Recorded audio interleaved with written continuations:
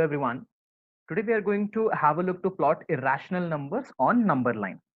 Like इसके पहले आपने रैशनल नंबर्स का प्लॉटिंग सीख लिया था, मैग्निफिकेशन सीख चुके हो आप चैप्टर 1 में. सो अब चलते हैं हम हमारे सेकेंड टाइप के नंबर्स को प्लॉट करने नंबर लाइन पे, दैट इज इर्रेशनल नंबर. इस चीज को सीखने से पहले, before directly going to the plotting, एक छोटी सी चीज मैं आपको सिखाना चाहता हूँ. ओके, पहले तो आप लोग स्क्रीन पे देख लीजिए कि ये जो तीन मेथड्स लिखे हुए हैं ये है आपके types, in how many ways you can plot irrational numbers on the number line.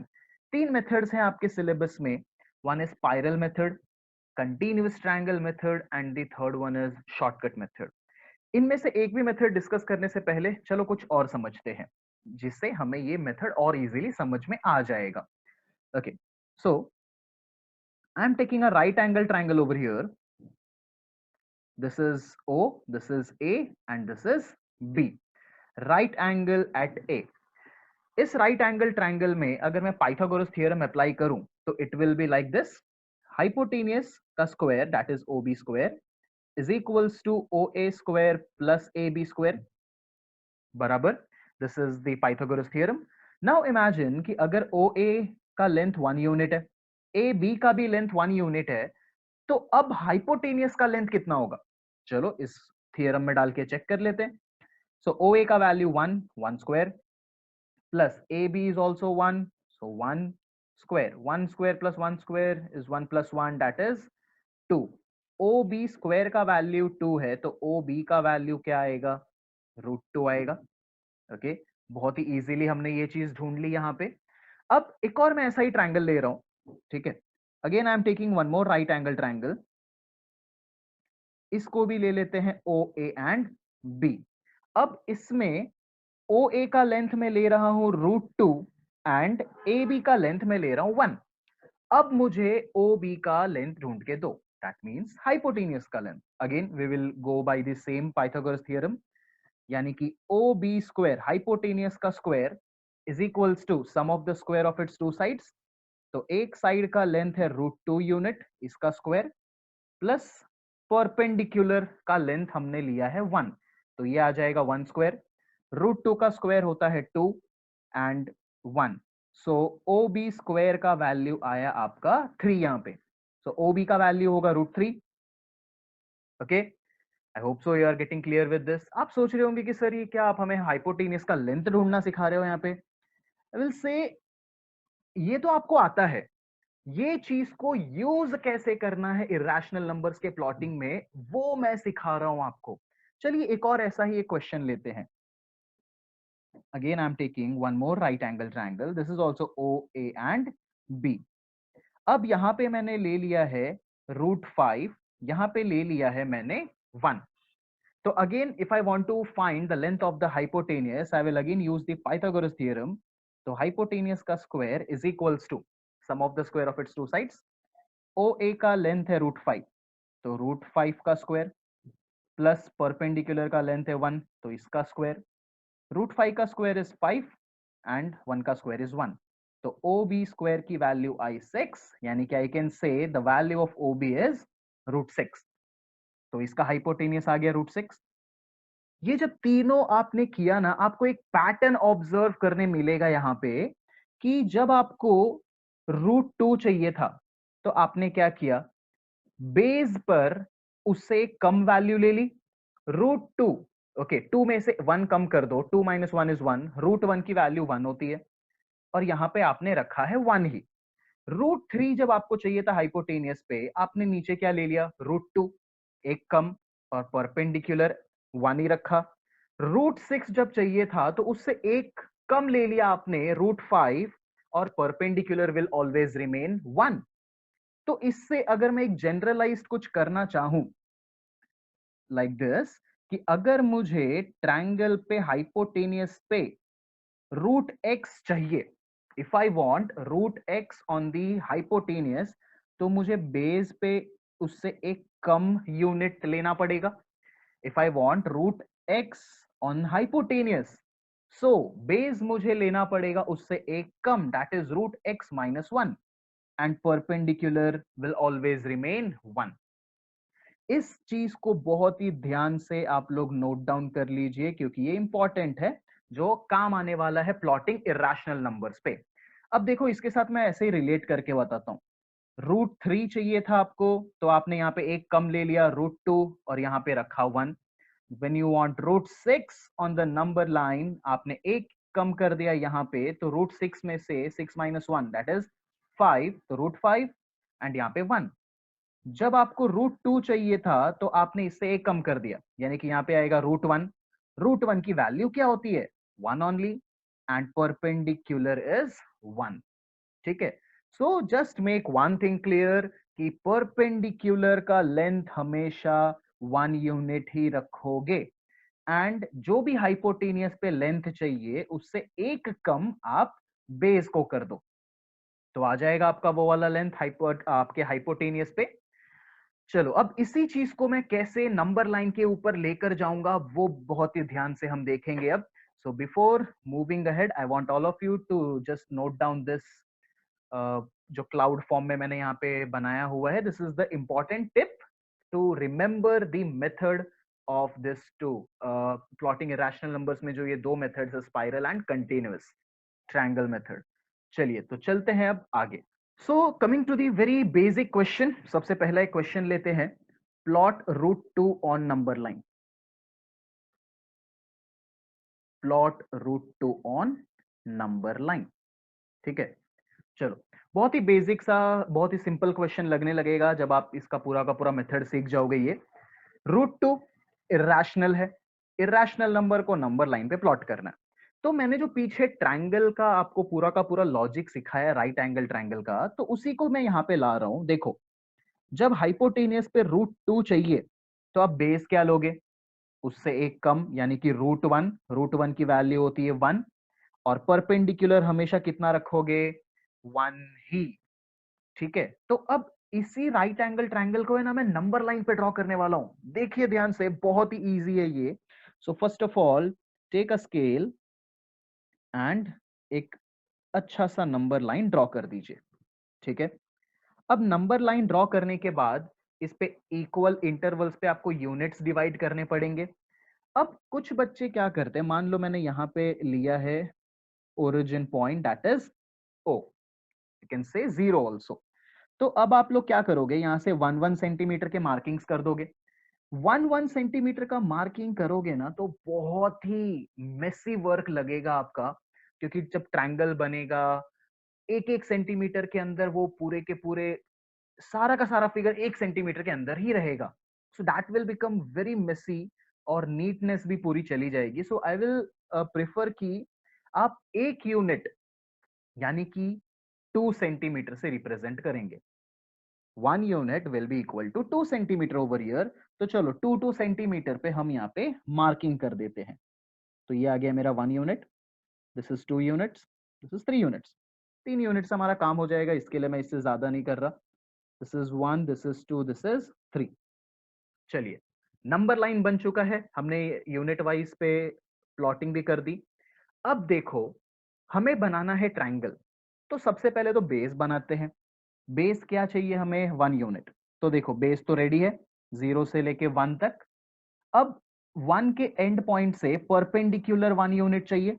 Perpendicular draw करने के लिए, देखिए, परपेंडिकुलर ड्रॉ करना तो आपको आता है, but I will recommend you कि आप डायरेक्टली प्रोट्रैक्टर से ही ड्रॉ कर दीजिए, that will be easiest way. तो हम रखेंगे 1 के ऊपर ये प्रोटेक्टर को, 90 मार्क किया मैंने यहाँ पे, and then just draw the line. चलिए, इनको कर देते हैं अब हम ज्वाइन। तो ये आ चुका है मेरा परपेंडिकुलर। पर परपेंडिकुलर मुझे कितना यूनिट चाहिए? सिर्फ 1 यूनिट, एंड मेरा 1 यूनिट यहाँ पे है 2 centimetre. So I will mark a point 1 unit on the perpendicular which I have drawn over here. इस पॉइंट को नेम दे देते हैं हम A. Okay, now join O and A. देखो, बन गया आपका ये राइट एंगल ट्रायंगल। बहुत ही सिंपल था। ये है आपका 1 unit, this is also 1 unit representing over here. तो अगर ये राइट एंगल ट्रायंगल है, बेस 1 है, परपेंडिकुलर 1 है, तो आपका हाइपोटेनियस कितने यूनिट का होगा? √2 यूनिट्स होंगे हाइपोटेनियस के। चलो √2 तो आ चुका है, बट √2 नंबर लाइन पे चाहिए। तो हम क्या करेंगे, मान लो कि ये ओ ए जो है ना, इट्स लाइक अ डोर। दरवाजे को आप जब घुमाते हो तो दरवाजे का लेंथ तो उतना ही रहता है, सिर्फ वो घूम रहा है, बस वही चीज यहां पे करो। ओ ए मान लो एक लाइन सेगमेंट है, इसको हम क्या करेंगे, just rotate it on the number line like this. चलिए उसको करने के लिए we need compass. Keep the centre on the point O and A point तक का मेजरमेंट ले लो। After this just rotate it and उसको नंबर लाइन पर प्रोजेक्ट हो जाए उतना रोटेट कीजिए। ठीक है, now this point will be representing √2 on the number line. From this 0 point I can से दिस इज √2 यूनिट्स। बहुत ही इजी था, सिंपल। सिर्फ अगर आपको ये ट्रायंगल क्लियर हो गया ना, तो आप बहुत ही इजीली इस सब चीज को प्लॉट कर सकते हो नंबर लाइन पे। चलिए √2 तो हमने देख लिया, अब चलते हैं √3 पे। One step ahead. Now plot √3 on the number line. Plotting करने से पहले एज यूजुअल मैं वो ट्रायंगल वाला फिगर बनाऊंगा, रफ फिगर। तो देखो, जब √3 चाहिए हाइपोटेनियस पे, तो यहां पे मैं √2 लूंगा और यहां पे 1। पर नंबर लाइन के ऊपर √2 डायरेक्टली नहीं मिलता है। √2 को प्लॉट करने के लिए पहले आप यहां पे लेंगे 1 और यहां पे लेंगे 1, यानी कि मुझे दो ट्रायंगल्स बनाने पड़ेंगे यहां पे। चलिए इसको समझते हैं तो ज्यादा क्लैरिटी आएगी। First of all draw the number line, and number line draw करने के बाद उस पे इक्वल इंटरवल्स पे यूनिट्स प्लॉट कर दीजिए। तो अगेन मैं यहाँ पे 2 सेंटीमीटर का 1 यूनिट लेने वाला हूँ ताकि नीटनेस बनी रहे मेरे फिगर्स में। Now marking this point as 0, this is 1, this is 2 and this is 3। चलो अब √3 चाहिए था, √3 के लिए √2 एंड 1 चाहिए, पर √2 डायरेक्टली बनेगा नहीं, तो पहले मुझे ये वाला फिगर बनाना पड़ेगा, फिर उसके बाद ही मैं यहाँ पे जा सकता हूँ। तो √2 बनाने के लिए बहुत ही सिंपल, 1 एंड 1। तो ये तो 1 यूनिट है मेरे पास। परपेंडिकुलर 1 बनाने के लिए I will take the protractor, mark the 90 degree over here and then joined it. After joining them 1 unit का मार्किंग कर दो, क्योंकि परपेंडिकुलर हम हमेशा 1 यूनिट ले रहे हैं यहाँ पे। चलिए तो let's take this point as A. When you will join O and A, ये था 1 यूनिट, ये था 1 यूनिट, तो पर आपका ये हाइपोटेनियस कितना आ जाएगा, √2 यूनिट्स हो जाएंगे। बहुत ही इजी था। अब चलो √3 पर चलते हैं। √3 के लिए बेस चाहिए √2 एंड परपेंडिकुलर चाहिए 1। अब जो मैं आपको मेथड सिखा रहा हूं, this method known as spiral method. ठीक है, जो मैंने आगे 3 मेथड्स दिखाए थे उसमें सब स्पाइरल मेथड में यहाँ पे करवा रहा हूं। देखिए ध्यान से, √3 चाहिए, √2 रेडी है मेरे पास, पर √2 पर से मुझे परपेंडिकुलर 1 यूनिट ड्रॉ करना पड़ेगा। तो अब मैं इसी को बेस मान लूंगा एंड इस तरीके से यहाँ पे 90 डिग्री मार्क किया मैंने। Now join them and mark 1 unit on the perpendicular. Let's name this point as B. When you will join O to B, ये आ गया आपका √3 units। आया समझ में? √2 पहले आपने बना लिया, अब √2 को ले लिया बेस, ये बन गया आपका ट्रायंगल ओ ए बी, जिसमें ये है 90 डिग्री, बेस है √2, परपेंडिकुलर यूनिट, परपेंडिकुलर का लेंथ है 1 यूनिट, तो आपका हाइपोटेनियस बन जाएगा यहाँ पे √3। अब √3 को नंबर लाइन के ऊपर प्रोजेक्ट करना है, बहुत ही सिंपल है। देखिए ध्यान से, यहाँ पे लिया मैंने मेरा कंपास, ओ पे रखा सेंटर एंड √3 वाली जो लाइन सेगमेंट थी उसका मेजरमेंट ले लिया। अब इसका प्रोजेक्शन, इसको रोटेट कर दीजिए आप नंबर लाइन की तरफ। नंबर लाइन पे जहां पर भी ये मार्क आया, जो intersection point, that will represent √3 on the number line. It's very easy. ठीक है, ये तो बात हो गई स्पाइरल मेथड की। अब दूसरा वाला जो मेथड था, कंटिन्यूअस ट्रायंगल मेथड, उससे भी √3 हम बना सकते हैं। Continuous triangle and spiral method में सिर्फ एक ही फर्क है। देखिए, √3 बनाना था रूट टू पहले बनाना पड़ेगा। रूट टू स्पाइरल मेथड से बनाओ या कंटिन्यूस ट्रायंगल मेथड से बनाओ, इट विल रिमेन सेम। ठीक है, रूट थ्री पर चलते हैं। हमारे पास रूट टू आ चुका है, ऊपर वाले फिगर पे देखिए, हमारे पास रूट टू आ चुका है। Now instead of taking this as a base, मैं इसको अब बेस मान लूंगा और यहां पर से परपेंडिकुलर ड्रॉ करूंगा मैं। Spiral method and continuous triangle method में बस इतना ही फर्क है, आप स्पाइरल मेथड में हाइपोटेनियस को ले लेंगे as a base and continuous triangle में नंबर लाइन के ऊपर आप उसको मार्क कीजिए, फिर आप उसको ले लीजिए base. Now after drawing the perpendicular I will mark 1 unit. चलिए ये मार्क कर दिया, and then join this point O to point B. So this will represent root three. देखिए ये रूट टू है, मैंने ये ड्रॉ किया 1 यूनिट, तो ये राइट एंगल ट्रायंगल बन गया, तो ये हाइपोटेनियस रूट 3 यूनिट्स देगा। अब इसको नंबर लाइन के ऊपर प्रोजेक्ट कर देते हैं, यानी कि रोटेट कर दो like this. So this point will represent root three on the number line. बहुत ही इजी था continuous triangle method and spiral method. Spiral का मतलब देखो ऐसा होता है, it will be like this, और ऐसा ही फिगर तो यहाँ पे जनरेट हो रहा है। देखो पहले रूट टू बना, फिर रूट थ्री बना, ऐसे ही ये आगे आगे ट्रायंगल्स बनते जाएंगे and it will act like a spiral. That's the reason इस मेथड का नाम है स्पाइरल मेथड। एंड यहाँ पे हम बार बार ट्रायंगल्स बनाते जाएंगे, that's the reason this method is known as continuous triangle method.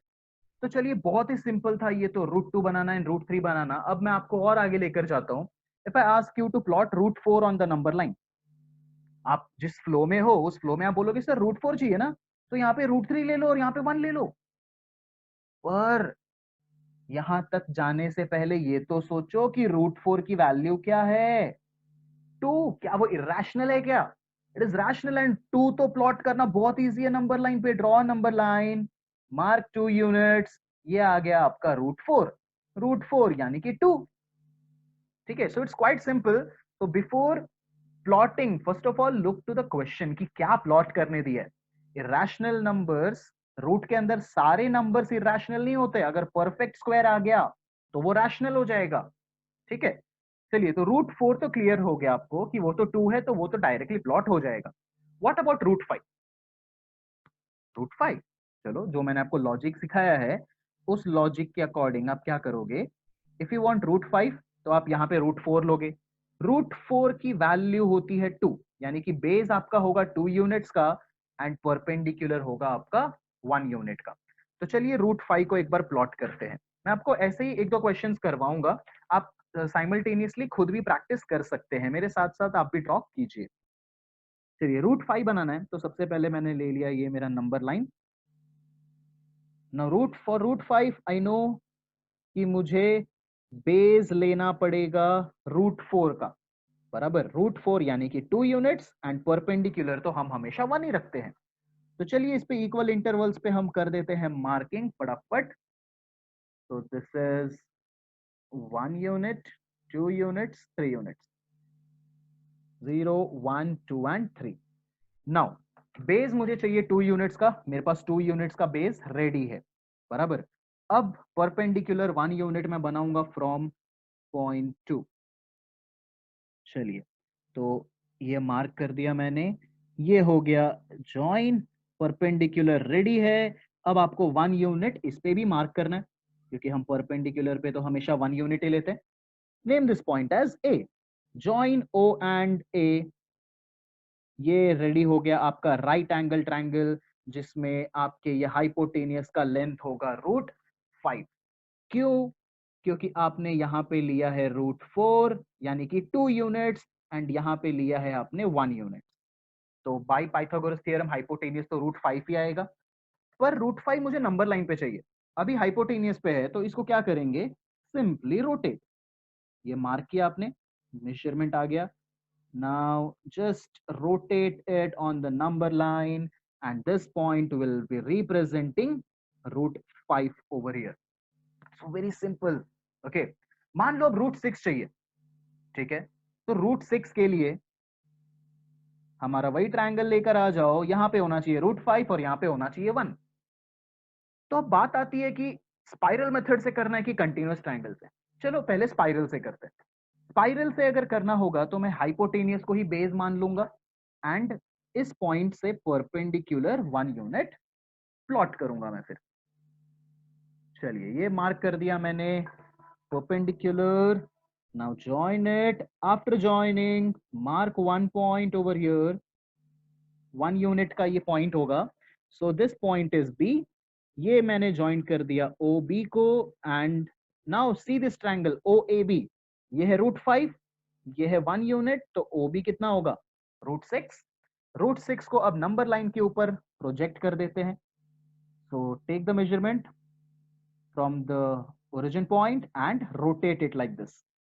This will give you √6 on the number line. So it's quite easy by the spiral method. मान लो अब अगर मुझे continuous triangle से करना होता, so what I will do, continuous triangle method से जब आप √6 को प्लॉट करेंगे तो वो कुछ ऐसा दिखेगा. देखिए इसमें क्या किया हमने, नंबर लाइन एंड फिर उसके बाद मार्किंग्स कर दी थी, और सबसे पहले तो आपने ये √5 को प्लॉट कर दिया था नंबर लाइन पे. फिर इसी पॉइंट से परपेंडिकुलर ऊपर 1 यूनिट, जॉइन दिस, और ये आ जाएगा आपका √6. ओके, तो I hope so continuous triangle method से भी आप बहुत इजीली कर सकते हो. मान लो अगर आपको √7 चाहिए, ठीक है, √7 प्लॉट करना है नंबर लाइन के ऊपर. Okay, you need to plot √7 on the number line. तो देखो आप उसी ट्रायंगल लॉजिक से अगर आप मूव करोगे तो यहाँ पे √6 चाहिए और यहाँ पे 1 चाहिए. √6 डायरेक्टली नहीं मिलेगा. √6 को बनाने के लिए √5 एंड 1, और √5 को बनाने के लिए √4 एंड 1. √4 यानी कि 2 एंड 1. तो अब यही चीज आपको 3 बार करनी पड़ेगी. ठीक है, तो देखिए मैं यहाँ पे रफ फिगर में एक्सप्लेन कर रहा हूँ. सबसे पहले आप यहाँ पे नंबर लाइन ड्रॉ कर देंगे. ठीक है, 0 1 2, एंड सबसे पहले आप ड्रॉ करेंगे √5. √5 के लिए 2 यूनिट्स इधर एंड परपेंडिकुलर 1 यूनिट. तो ये आ गया आपका √5. स्पाइरल मेथड से हम जा रहे हो. ओके, ये आ चुका है √5. अब यहां से परपेंडिकुलर 1, तो ये आ गया आपका √6. फिर यहां से परपेंडिकुलर 1, तो ये आ गया आपका √7, और इसका प्रोजेक्शन आप ले लेंगे ऐसे रोटेट करके नंबर लाइन के ऊपर, तो आ जाएगा आपका ये पूरा का पूरा फिर √7. ओके, तो ऐसे ही आपका स्पाइरल मेथड बनता जाएगा लाइक अ स्पाइरल. अगर मान लो यही चीज कंटिन्यूअस ट्रायंगल से करना होता, तो फर्स्ट ऑफ ऑल आप पहले ड्रॉ कर लेते ये √5. ये आपने लिया यहाँ पे √5. फिर यहीं से परपेंडिकुलर ये आ गया √6, और यहां से फिर वापस परपेंडिकुलर 1 यूनिट, ये आ गया आपका √7. Okay, so you can see the difference between spiral method and continuous triangle method. Spiral method में आप हाइपोटेनियस को ही बेस बनाते जाएंगे ट्रायंगल्स का, एंड कंटिन्यूअस ट्रायंगल मेथड में नंबर लाइन के ऊपर रोटेट कीजिए और फिर वो बन जाएगा base, then draw perpendicular and so on will be carried forward. तो चलिए ये दो चीज तो हो चुकी है. एक और क्वेश्चन लेते हैं.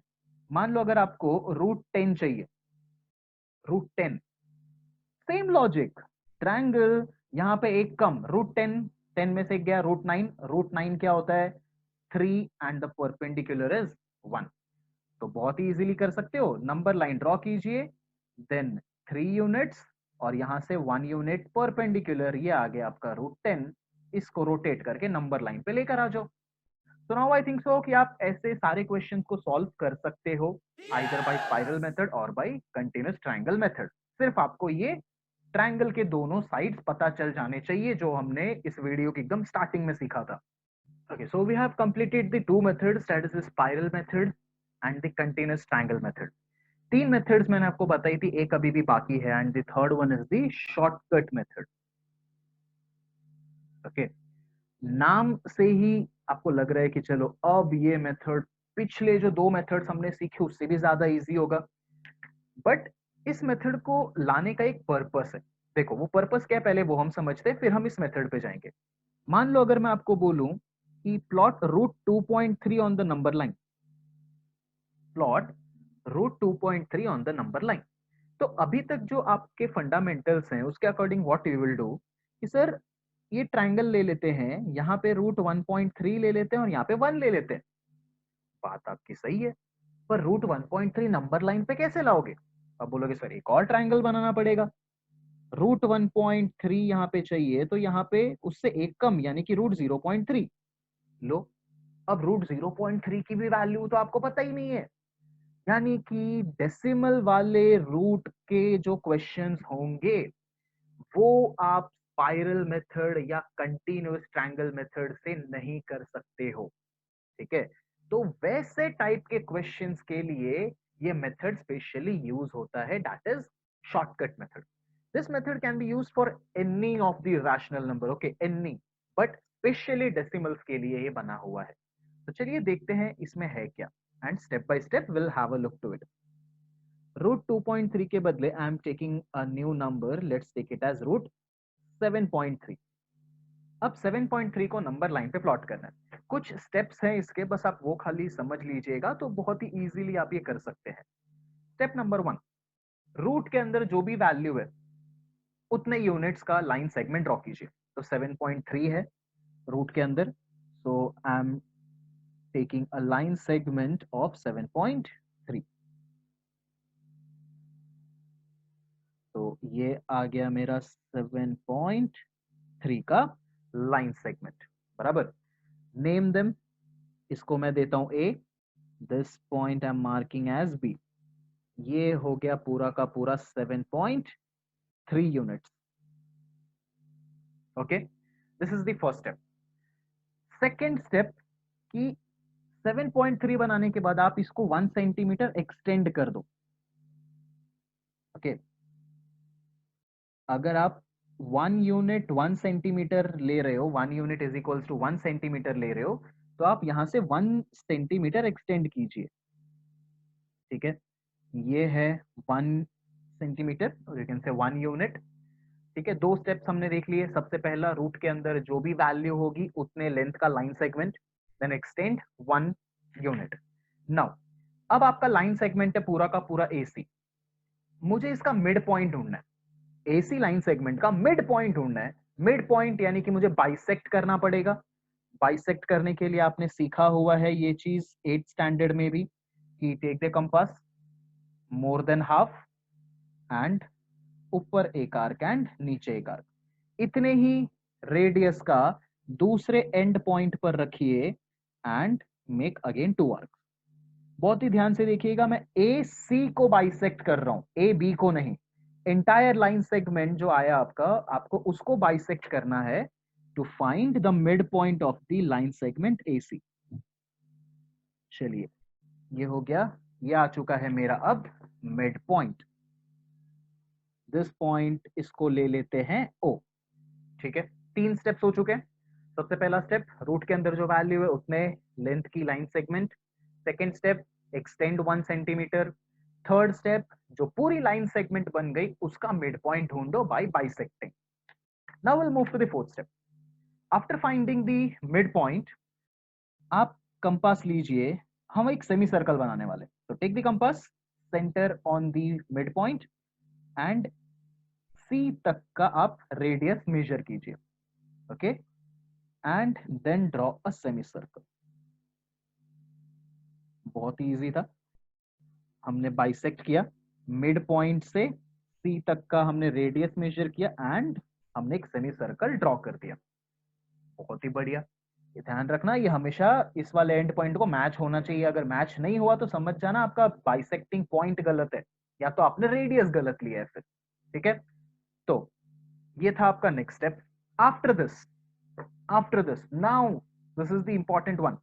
ये जो आपका बी पॉइंट था, रूट की जो वैल्यू 7.3, उसका जो एंड पॉइंट था बी, वहां पर से आप परपेंडिकुलर ड्रॉ करेंगे। तो ये मैंने मार्क कर दिया 90। Now draw the perpendicular from the point B, और ये परपेंडिकुलर आपको ड्रॉ करना है जब तक ये आपके सेमी सर्कल को इंटरसेक्ट नहीं करता। तो ये मिल चुका है आपका intersection point on the semi circle. Let's name this as D. This B D will be your root 7.3। ये जो बी डी लेंथ है ये होगा आपका रूट 7.3। चलिए एक बार मैं वापस स्टेप बाय स्टेप पूरा यहाँ पे रफ फिगर में एक्सप्लेन कर रहा हूँ टू गेट मोर क्लैरिटी। सबसे पहले स्टेप 1 रूट 7.3 प्लॉट करना था, तो 7.3 का लाइन सेगमेंट ड्रॉ कर दिया, extend 1 centimetre, then bisect the entire line segment A C और एक सेमी सर्कल ड्रॉ कर दो। बराबर। सेमी सर्कल ड्रॉ करने के बाद ये जो बी पॉइंट है इससे आप परपेंडिकुलर ड्रॉ कीजिए जब तक ये सेमी सर्कल को इंटरसेक्ट नहीं करता। जिस पॉइंट पर भी इंटरसेक्ट कर रहा है, name that point and this length will be your root 7.3। बराबर। पर हमें तो नंबर लाइन पे चाहिए, तो हम इसी को नंबर लाइन मान लेंगे। चलिए इसी को एक्सटेंड कर देते हैं और आगे बी पॉइंट को आप मार्क करो 0। ये है आपका B D length that is root 7.3। अब जैसा आप पिछले मेथड में करते थे, रोटेट करके नंबर लाइन पे ला दो, तो यहां पर भी वही करेंगे। ये मैंने किया मेजरमेंट एंड इसको अब रोटेट करके नंबर लाइन के ऊपर लेकर आ गए। So this point is root 7.3 from here. Okay. यहाँ पे हमेशा ध्यान देना, बच्चे हमेशा मिस्टेक कर देते, वो इसको 0 ले लेते, ये O है। आप यहां से यहां तक के डिस्टेंस को बोल रहे हो रूट 7.3। ओके, तो I hope so this is very much clear to you. चलिए एक और ऐसा ही क्वेश्चन मैं आपको करवा रहा हूँ, पर रफ फिगर में मैं करवा रहा हूँ, आप लोग इसे पैर में करेंगे। रूट 7.3 के बदले अब मुझे चाहिए root 9.8। Step by step, again pay attention. First step, 9.8 centimetre का लाइन सेगमेंट ड्रॉ कर दो। Second step, extend 1। नाउ पूरे के पूरे लाइन सेगमेंट को बाइसेक्ट कर दिया हमने। यहाँ पे जो मिड पॉइंट मिला उससे यहां तक का रेडियस लेके ड्रॉ सेमी सर्कल। ओके, ये सेमी सर्कल बनाने के बाद बी पॉइंट से आप परपेंडिकुलर ड्रॉ करेंगे। ये आपके सेमी सर्कल को जहां पर भी इंटरसेक्ट करेगा, this entire length will be root 9.8। इसको एक्सटेंड कर दीजिए एंड इसको रोटेट करके यहाँ पे लेकर आ जाइए, तो ये होगा आपका root 9.8। So it's quite very easy. Shortcut method आप किसी के लिए भी यूज कर सकते हो, रूट 2, रूट 3, रूट 4, किसी के लिए भी।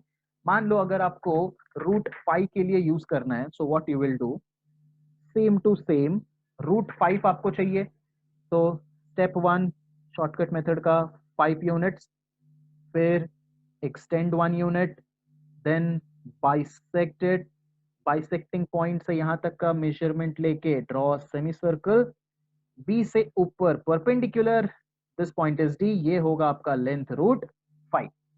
अब इसको प्रोजेक्ट आगे कर दो एंड ये आपने रोटेट कर दिया, this point is representing root 5 on the number line and this is 0। Okay, so it's quite very easy, बहुत ही सिंपल है शॉर्टकट मेथड। स्पेशली ये यूज करोगे आप डेसिमल वाले वैल्यूज के लिए, जो रूट के अंदर डेसिमल नंबर्स होंगे, you are going to use the shortcut method for such kind of question. ठीक है, so 3 methods I've learned over here: spiral, then your continuous triangle method, and the third one is shortcut method.